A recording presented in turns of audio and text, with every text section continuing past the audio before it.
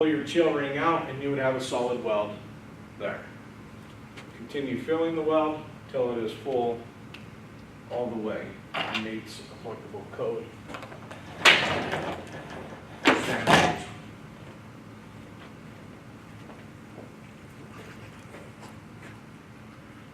Here's an example. Let me back this off. Example in the picture there of what we're doing in the booth. That is the 5G position. Weld axis is vertical, whether it be uphill or downhill progression.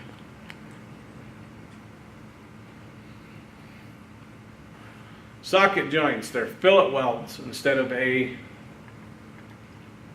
groove weld. Okay.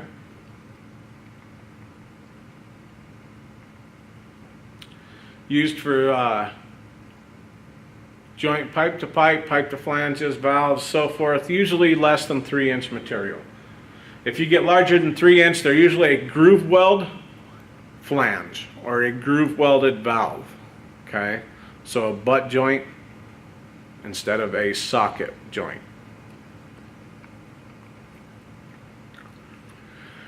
General rule of thumb, I know this tells you 1/16. I have always used 1/8 of an inch. Okay? Basically, I would put it in to where it was tight. I'd mark it with soapstone, I'd back it off 1/8 of an inch, and then I would start welding it out instead of 1/16. Just to make sure that my pipe didn't grow and start pushing my fitting further and further out.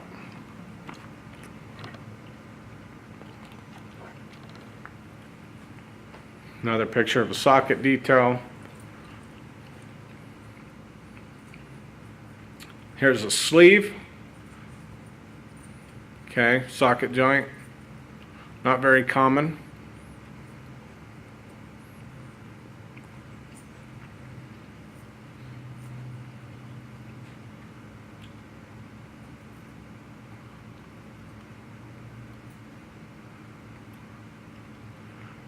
Okay, let's talk about this. Medium and large T's, laterals, Y's, and openings and vessels are the most difficult to weld. It's usually because there's some sort of a restriction for you to be able to get in there. As we're doing V-groove butt welds, they are along this way and they're easy to get to. You're able to manipulate your rod in a wide range of angles to get in there and fluctuate it. However, if you have a fitting, say this is your pipe, and you have a fitting tied into it here, and as you can see, it would be a lot harder to get in here to get a full penetration weld on this side than it would be on the back side here as well. Okay? T's are a little bit easier. Y's are one of the harder ones by all means, or sorry, laterals are one of the ones. Most people will call them a Y, depending on the manufacturer, so forth. That is technically a lateral.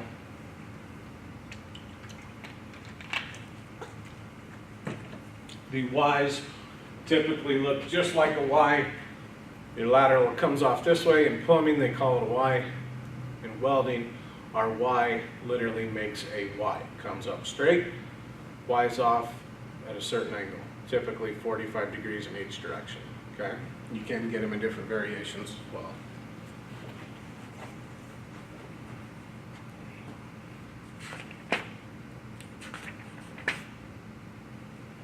Okay, we're on page 490. It gives you some examples of T-joints.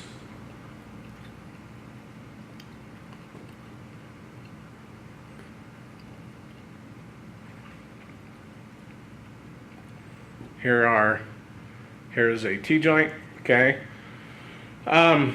Permits the use of specially shaped back ring if necessary. A few things I want you to focus on here. I'm going to come up and point them out.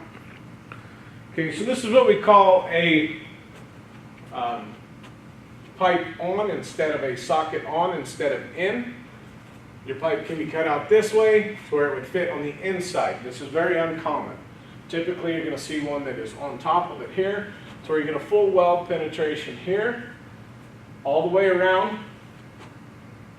Okay. So you can see here's a side view of it as well. You have a greater angle here, but here you're down to a single bevel groove. Here you're actually at a V groove, okay? So it's almost easier to weld the sides of it than it is when you come up around the top, on the top piece of the pipe. Then you're back into a single bevel restriction.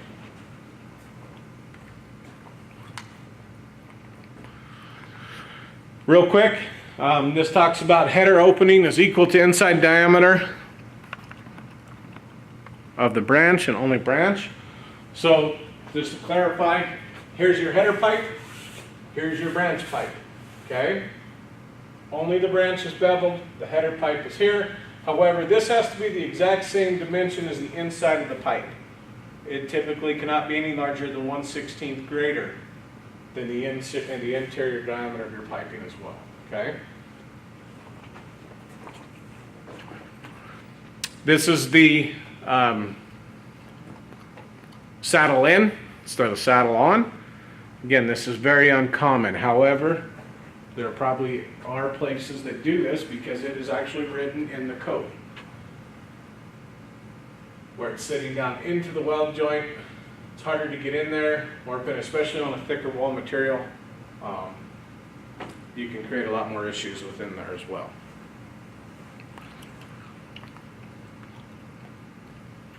Third form of prep is this, but that's a lot of prepping material. It's easier to cut and bevel one piece than it is both, okay?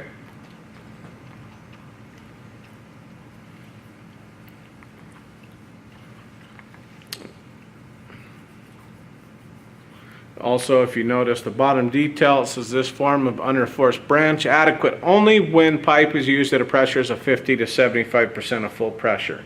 So again, it's restrictive. Let's know how to do the harder one. Let's stay with that. We start having limitations when we build and design different things like this, okay?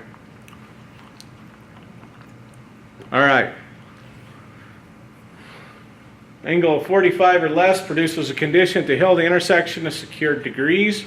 Penetration, 90 degrees requires reinforcement or welded fittings to be equivalent in strength to pipe from which fabricated.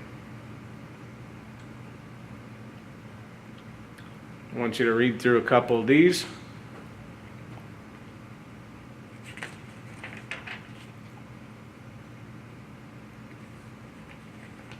Here's a flange system, okay? So I want you to notice here on this one is on the left hand side is a fillet weld socket flange. Now not all welds are going to be this way.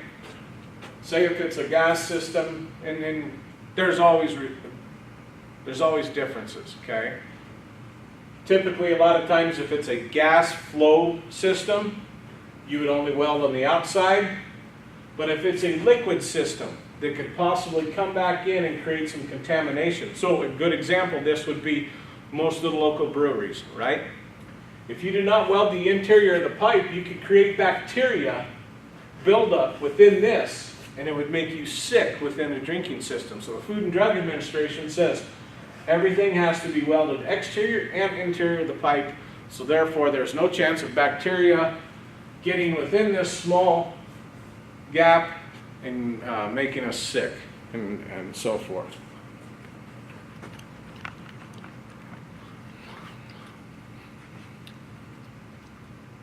So instead of a socket type, again, we talked about sockets are usually 3 inches and smaller. We get larger. This is a preformed fitting. Usually it's cast, and then the face is machined afterwards. And we groove weld the back side of it instead of socket welding it.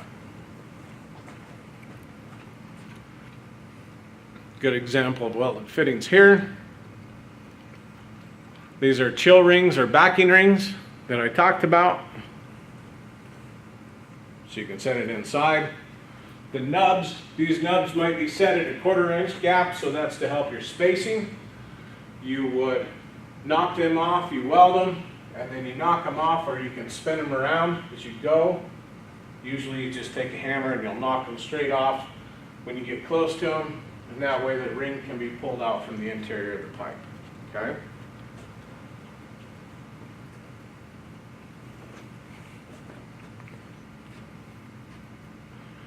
Again, this is to help assist the welder in a complete joint penetration without excessive melt through.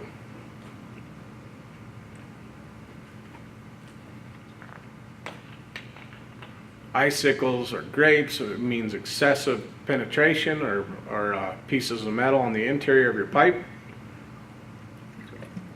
Again, this is acceptable or unacceptable because it can create places for turbulent flow, pressure flow, so forth, usually creating a weak spot within the weld. So you have split backing rings or you have solids. Some of them are actually consumable. They will just be welded and absorbed into the weld. Let's read through these. Consumables. Here's the consumables, okay?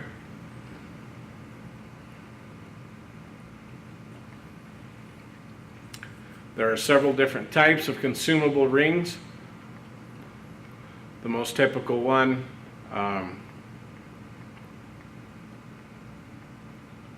doesn't show you here.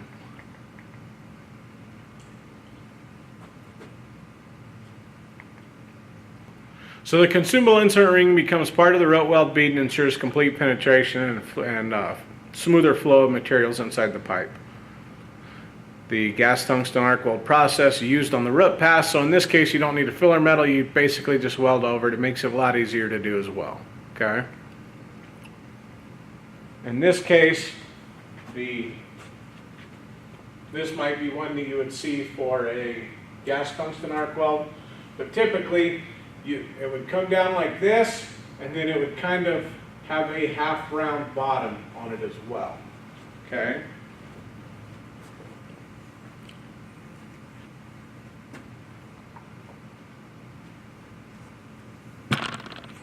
This is a very long chapter. I'm trying to hit the things that I want to highlight. However, I want you to read through the PowerPoint,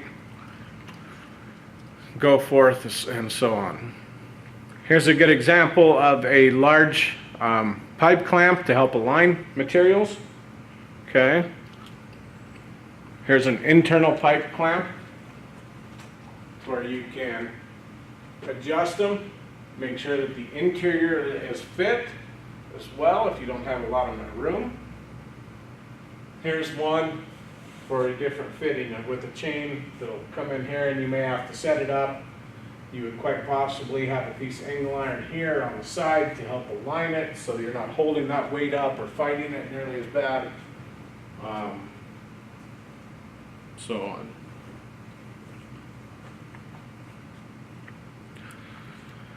Okay, you can use exterior pieces, like I said, angle iron or something here, but remember, no arc strikes are allowed on the exterior of the pipe or creates an issue. So anything that you want to fixture or hold this together needs to be of mechanical means, not welded means. Okay.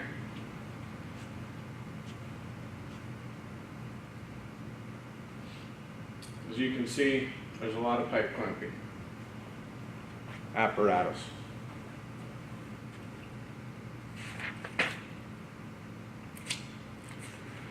All right, special fabrications. So let's talk about this a little bit. Occasionally you'll be able to build something in a low pressure system. They're never, typically, most standard is they're never used on a high pressure system. No fabricated fittings, okay? Everything has to be of a precast fitting, pipe only, seamless pipe, so forth. However, you're not always going to be welding on a high pressure system, mostly. So you may have to make some fittings like this. This is a 45 degree. We don't, usually what you'll see is a 2-piece elbow, 3-piece, 4-piece.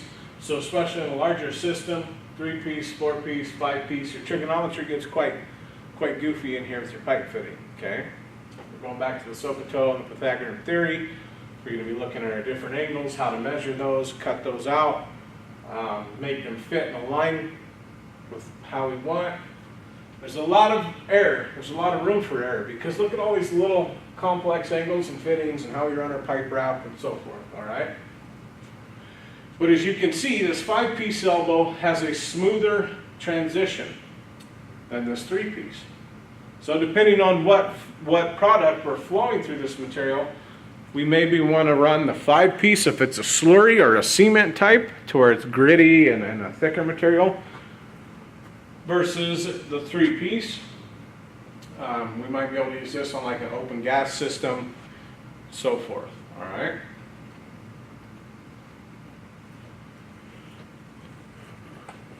So here is a double lateral. Okay. And this is a special Y. Typically your Y will just come up and run at a straight 45 degrees each way, the included angle of 90 degrees. As you can tell, this one comes back in, flattens out, so forth. Okay. Double offset expansion bend, square bend, U-bend, several different applications within it. All right, now we're going to get into code making organization. So we're on page 495. Code making organization. Again, codes are to ensure uniform practices in design, installation, and testing. They're to make sure they're an oversight for quality and safety reasons, okay?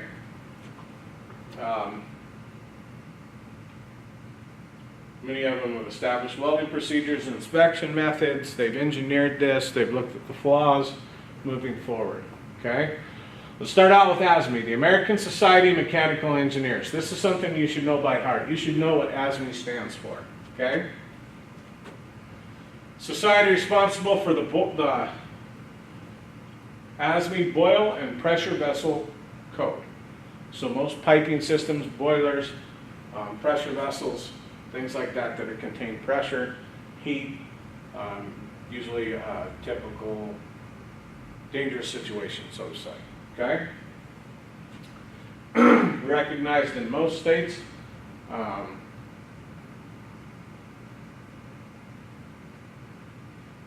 You know, a lot of this isn't all by states, especially anymore. The bigger we get and the more these corporations have investments in, let's say, every state in the United States, right? A lot of it's over right here, the insurance companies. So let's take, for example, Hartford Boiler. Hartford Boiler is an insurance company that insure boiler systems, mainly large boiler systems like power plants, so forth, power generating power plants. You don't build a $500 million power plant, or one stack, I should say, without having some insurance on it. They won't let you, the government won't allow you to, and so forth, okay? So the insurance company will say, they're the ones that regulate a lot of the codes and standards. They say, your welders need to be tested to this, say every 6 months, every 3 months, once a year, whatever. It has to meet, if you have them come in and weld, you're going to have 50% of the welds, or all the welds, maybe 100% of the welds, especially on nuclear, have to be inspected, x-rayed, so forth. Okay, the insurance company is usually the one that sets up a lot of the procedures within, or puts some of the regulation within the procedures, okay? API, Standards for Welding Pipelines and Related Facilities. Right there's the important part, related facilities. Again, this can be in a refinery even. Doesn't all have to be underneath the ground, okay? American Water Works Association for fabrication of piping for water purification plants. Some of them are also under the ASME code as well. Heating, Piping, and Air Conditioning Contractors Association. There are also other organizations that have made standards for this as well. The American Welding Society. This is the most widely used, widely recognizable code out there. They're kind of the governing body over the majority of welding. These two are, this one is specifically D1.1 is the most widely used welding code in the world. Structural welding code, aspects of pipe as structural material. There's 1.5 for bridge building, so forth. There's a million different codes that they have that they've developed for different applications as well. All right. The American Welding Society is still one of our main governing bodies, not just here in the U.S., but across the world for many U.S. organizations that weld across the world. Okay?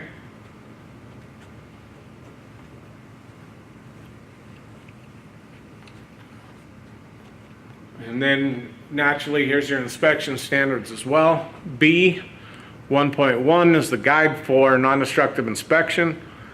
1.11 is guide for visual inspection of welds. 2.1 standard for welding procedure and performance qualification, so forth.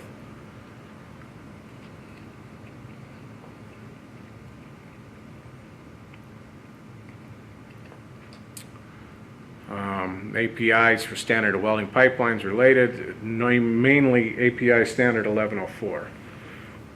The ASME is the section 9, which is the welding qualification. So you have to weld a material to section 9. So section 9 says it's the criteria for you to qualify. So as a welder, this code alone, it's about a 400-page document like this that the book costs about $500 you have to get. That you have to qualify within that realm. However, that's just to qualify. When you go and do an in-service weld, so you're actually welding on a facility, then it might not be it's not to section 9. You have to weld to section 9, but the finished weld has to be in compliance with the applicable code to that service condition. So B31.1 or B31.3, whether it be process piping or pressure piping. It will have to meet both codes. Okay? It's just something to keep in mind. Code welding, this means it's a quality weld. This means it's an acceptable weld. It's a good thing to be a code welder. If you can weld to code time and time again, you will pretty much always have a job.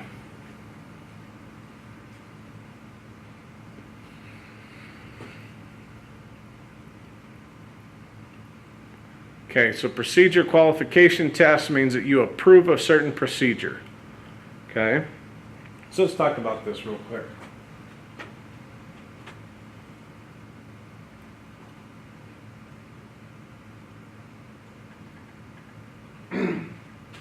So we're going to talk about this first, since it's kind of where it starts. Okay, and then we're going to go back. The welding procedure specification. This is the records. It records the details of each qualified procedure and include the record of the following. So what type of material you're using? X52 pipe.